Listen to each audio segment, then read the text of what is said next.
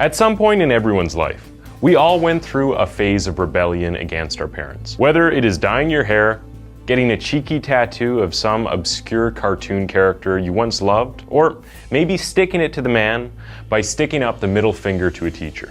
Well, today's story is probably one of the most extreme examples of rebelling against parents, resulting in the tragic loss of many lives. Welcome back to Twisted Minds. My name is James, and today we take a look at the case of the Freeman Family Murders. A tale of a religious family that got torn apart by neo-Nazi radicalization and an incredible level of cruelty and violence.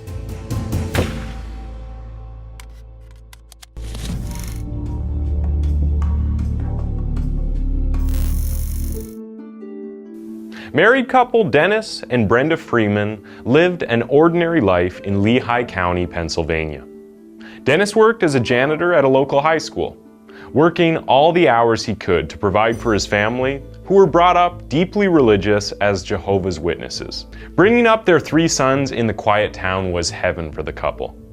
That is, until the 2 oldest, 17-year-old Brian and 16-year-old David, began to act and dress differently. Now, that's not a surprising thing for a teenager to do, as they join a culture or group on their journey of discovering and expressing themselves. The problem with the Freeman case, however, was that the 2 boys had adopted the lifestyle and ideology of neo-Nazism, a group that promotes hatred and white supremacy.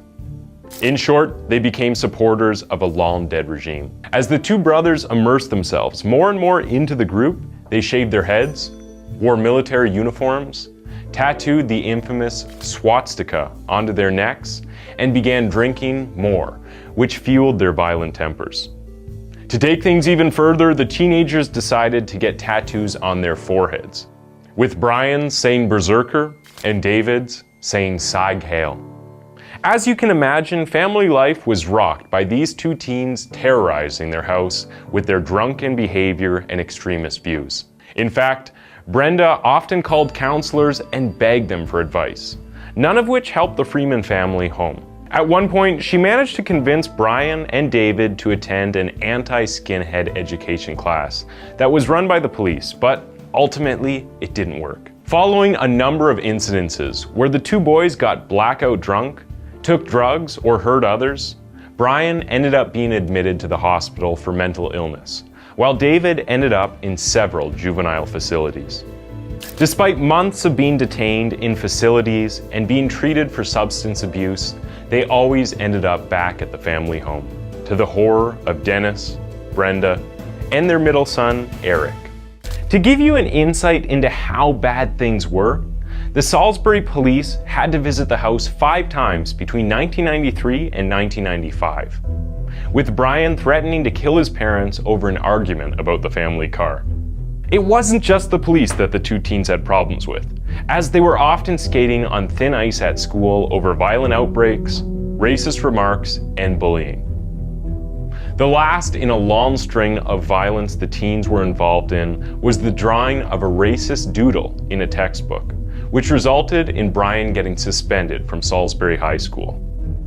Although that is a pretty despicable thing to do, it was nothing compared to the crimes the Freeman boys were about to commit inside their own family home. Valerie Freeman, the sister and sister-in-law of David and Brian's parents, knew too well of the cruelty of the brothers. For example, they would pee in her shampoo as a prank, as well as leave chicken bones in her bed. As things escalated and their father lost control of the household, he suggested that his sister should move out to make the situation better for her. Not wanting to stick around for things to get worse and cruelty in their pranks to grow, Valerie decided to leave the house. Despite now being able to sleep in a more peaceful home, not to mention getting rid of the funky smell of her hair, she was worried for her favorite nephew, Eric. You see, Eric was the one who suffered the most, as his brothers treated him really badly. They felt that the younger boy was nothing more than a butt kisser who was spoiled by their parents. David and Brian would pick on Eric mercilessly, teasing him for his religious beliefs and devotion to being a Jehovah's Witness. Eric was smaller than his brothers, and despite hoping he would have protection through his faith, sadly, there was nothing that could protect him from his loutish, hateful brothers.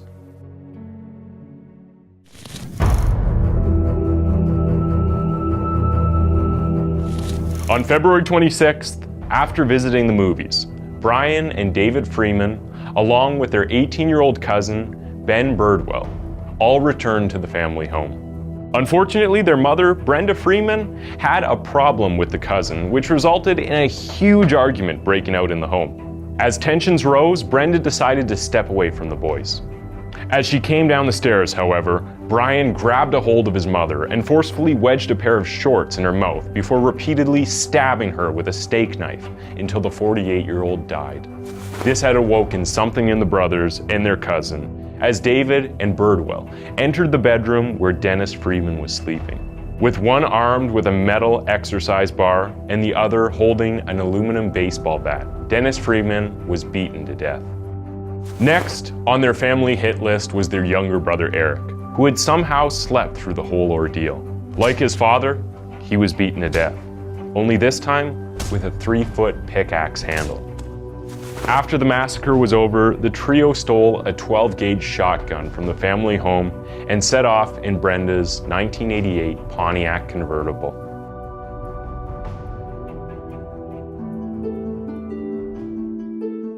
The next day at 5 p.m., Valerie approached the family home and reached for the front doorknob.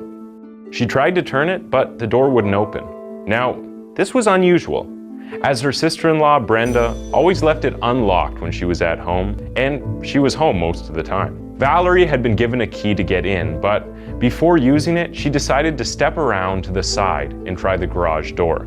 The door was also locked. As she turned away, she noticed that Dennis's truck was still in the driveway, which was incredibly strange as Dennis never missed a day of work. At that point, Valerie was worried. She rushed around the house and found that the sliding glass door was unlocked.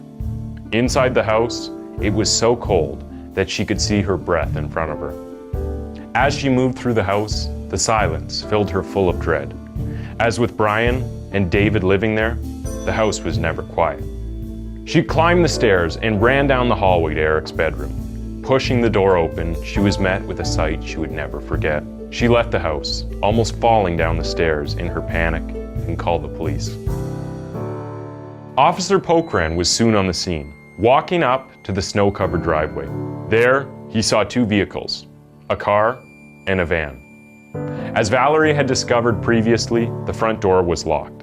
He went to the back, where he found the sliding glass doors open, exactly how Valerie had left it before leaving the house in a hurry. He returned back to the front and waited for backup as his gut instinct told him something terrible had happened inside of the house. When Officer Michael Reddings arrived on the scene, he used Valerie's key to gain entrance through the front door.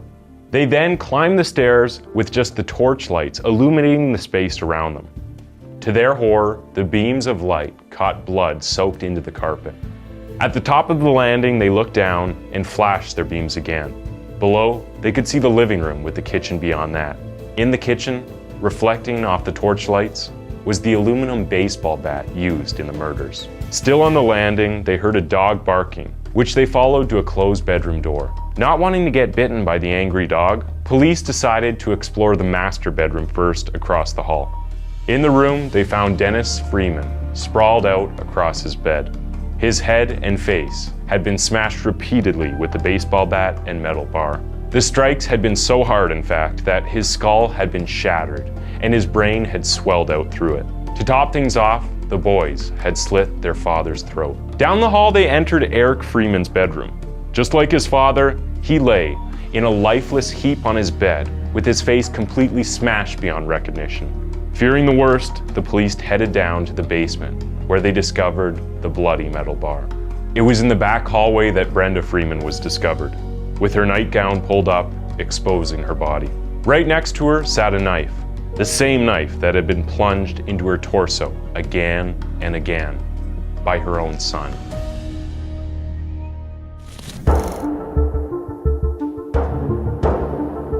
The Freeman brothers and Birdwell drove all the way to Hope, Michigan in the stolen car. While there, they connected with a local skinhead associate called Frank Hesse. The brothers had met Hesse at a New Year's Eve party, where they realized they all had the same twisted interest in the neo-Nazi agenda. For 3 days, the group hung out, listened to music, took drugs, and drank copious amounts of alcohol. Unfortunately for them, the police were quick to burst into the property to break up the party and arrest the killers. In an attempt to avoid the death penalty for mercilessly murdering his family, Brian pleaded guilty to his mother's murder and was convicted of the murder of his father, a fact that was pretty hard to avoid. Birdwell was tried for all 3 murders and convicted of Dennis's murder after DNA testing found the victim's blood on his t-shirt. Unbelievably, no one was ever convicted for Eric's murder, which is incredibly sad as he was the only Freeman kid who was actually a nice person. Years later, when asked why they snapped that day, Brian said it stemmed from years of animosity between their brothers and parents. Whatever excuse they try and tell themselves, the truth of the matter is that the brothers made their family's life a living hell, right up to the moment they brutally murdered them, one by one. All 3 killers were miraculously spared the death penalty, but were sentenced to life in prison without the possibility of parole. Obviously, the 3 have been split up, with Brian being imprisoned at the Cole Township State Correctional Institute, David being held at the Mahanoy State Correctional Institution, and Birdwell being imprisoned at the Green State Correctional Institution. It's worth mentioning that Brian Freeman has been through a series of attorneys since his arrest in 1995, with his current attorney, Carl Schwartz, leading his defense, claiming that the man has a lot of remorse for what he did to his family. Unfortunately for the killer, the judge rejected the claim after a mental health prosecution studied him for some time and came to the conclusion that there is no way that Brian Freeman, along with David and Nelson, could ever be rehabilitated. It seems that once evil sets in and takes over a person's moral compass, it can never be wiped away.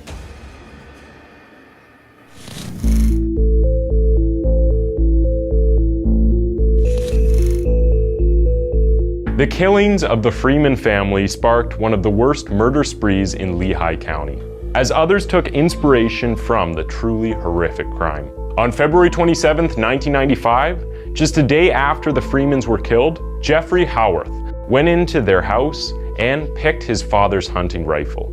He then waited for his parents to return home, shooting both parents the moment they walked into the house. This marked the second family to be butchered by a neo-Nazi skinhead in Lehigh County. After being arrested, Howarth said that he had been inspired by the Freeman brothers. Howarth was later acquitted by the jury on the grounds of insanity and forced to spend the rest of his life in a mental hospital. Interestingly, since the day of the Freeman murders and Howarth's apparent copycat killings, there have been 14 other similar Lehigh County murders done by skinheads who followed the neo-Nazi regime. Understandably, as the killings continued, parents in Lehigh County became more worried about their community. They accused the police of not helping wayward children who obviously needed mental help. Eventually, a kind of watchdog group was formed, watching out for and monitoring skidhead movements. They even had teachers and students watching out for any strange changes in their behavior. With unruly behavior and the telltale signs of violence being reported to police, things began to get better in the community. In fact, the group led to the arrest of Mark Thomas, who was arrested in a foiled bank robbery plot, who turned out to be the leader of a white supremacist group called the Aryan Republican Army. Brothers of similar ages tend to bond over a shared interest in sports or the same music, but for these 2 skinhead brothers, they bonded over murdering their entire family, something that brings a whole new meaning to the term blood brothers. This story is shocking and goes to show that evil doesn't always come alone. It's hard to imagine that someone could brutally murder their own family members in the way that David and Brian Freeman did, despite whatever bad blood was shared between them. The saddest part of this story is the fact that the warning signs were there all along. With the neo-Nazi obsession, the trouble with the police, and Brenda's plea for help. If hearing about the Freeman's family murders has piqued your interest in all things murder, then hang around. We have plenty more videos just like this one. Thanks for tuning in to Twisted Minds. That was the case of the Freeman brothers, and why don't you go ahead and click on one of the 2 videos on your screen for another one of our videos.